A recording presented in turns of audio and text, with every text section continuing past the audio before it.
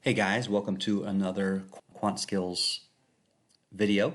This video covers some introductory stuff. This says Math 1001 because that's the overall class, but really this is concepts from 997, okay, preparing you for your Quant Skills class.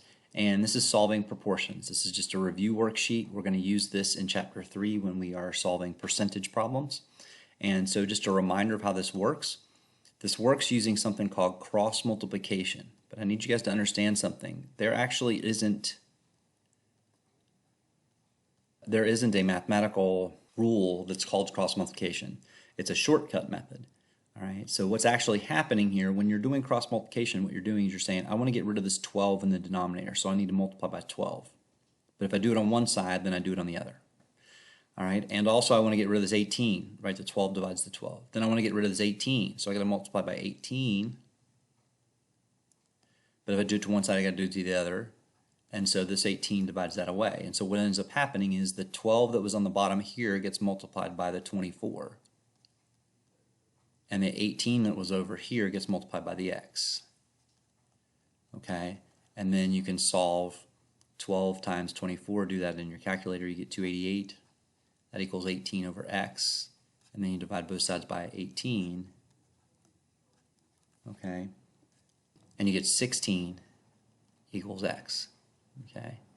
And so we don't normally write it all the way out that way, but I'm showing you that cross multiplication is actually just a shortcut for clearing the denominators, okay. Now, when we throw units in, like part B, all right, you have to be even more careful. So I am going to do quote cross multiplication this time. How do we do that? We take the bottom of one side and the top of the other side. So we have 168 times x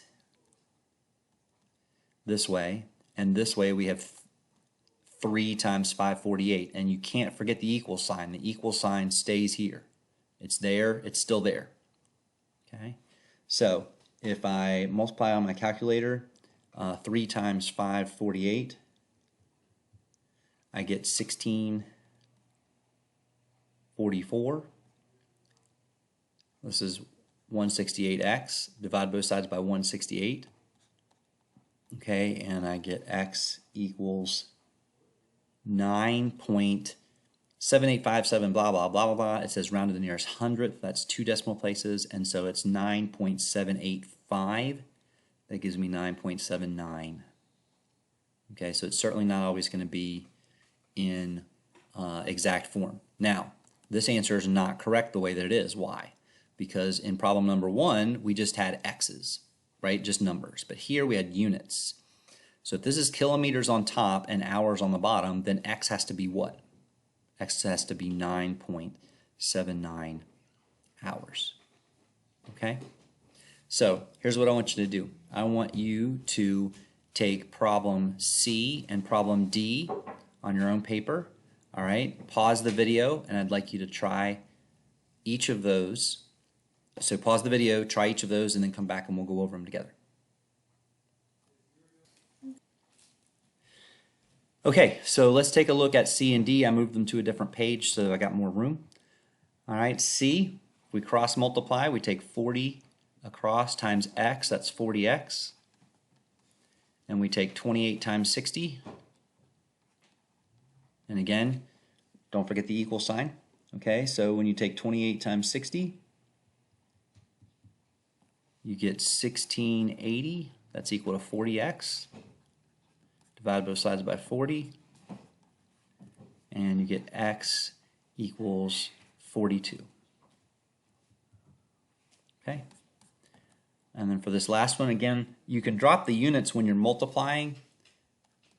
3 times x is 3x equals 7 times 21. Just don't forget what the units are so that they match up. Okay, so we get 3x equals 21 times 7, which is 147. And then divide both sides by 3, and you get x equals 49. But not just 49, right? 49 pizza slices. Okay, so if 3 people eat 7 pizza slices, then 21 people are going to eat 49 pizza slices. That's the idea. Okay, So that's all proportions are. They're very straightforward and they work very simply, but you're going to need this for your percentages work in 3A and 3B. And so go through the rest of these problems. Take one little note here, problem letter H. Notice this is centimeters and this is millimeters. So you're going to have to do a unit conversion and make either millimeters become centimeters or centimeters become millimeters, one or the other. All right, now I'll just remind you that 10 millimeters is equal to 1 centimeter. Okay, that's the conversion. So you're going to need to change because you can't do ratios centimeters to seconds and then millimeters to seconds. They're not equal to each other. They're not the same units. Okay, so change one of these and then you can do cross multiplication. But that's the only problem that you should run into.